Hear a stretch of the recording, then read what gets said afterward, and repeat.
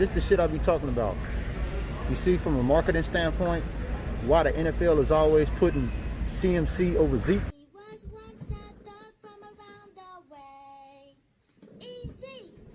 Who is really the best running back in NFL in 2020?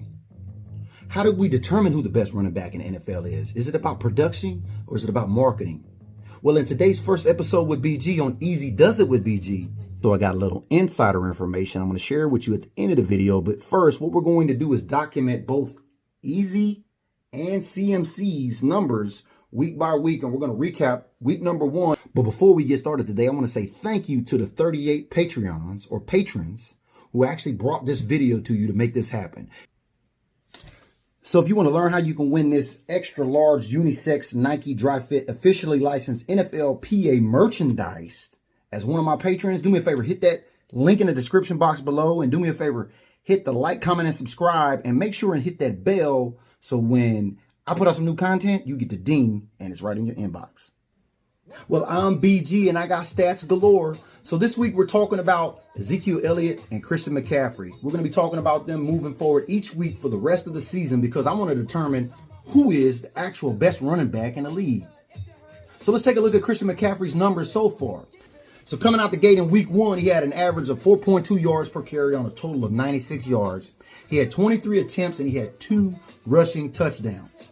Now, when it came to the receiving side of the ball, he had 12.7 average. He had a total of 38 yards. He had a total of 3 receptions, and he had 0 touchdowns. Now, when you take a look at EZE, he had a whopping 4.4 yards per carry on the same total 96 rushing yards with 22 attempts, 1 less, and one rushing touchdown, right? Now, on the receiving side of the ball, he had a 10.3 average, which was less than his CMC. And he had a total of 31 reception yards with 3 receptions as well. And he had 1 reception for a touchdown. So they both had 2 touchdowns. CMC ran for 2 and Zeke ran for 1 and scored for 1.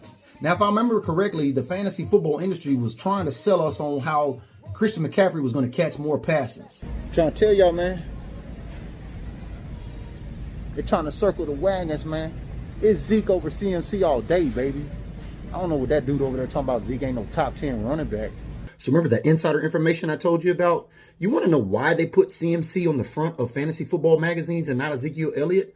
Well, if you take a look at the FSGA, or the Fantasy Sports Gaming Association, once you become a member, you can get their avatar data, which will tell you that the avatar for the fantasy football industry is somewhere around a 38-year-old white male with a four-year degree who makes about on average $75,000 a year.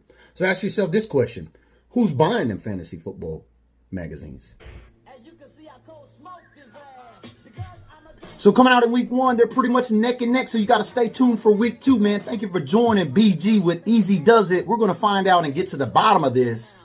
Is CMC over EZE or is EZE over CMC? Stay tuned with BG on how EZE Does It.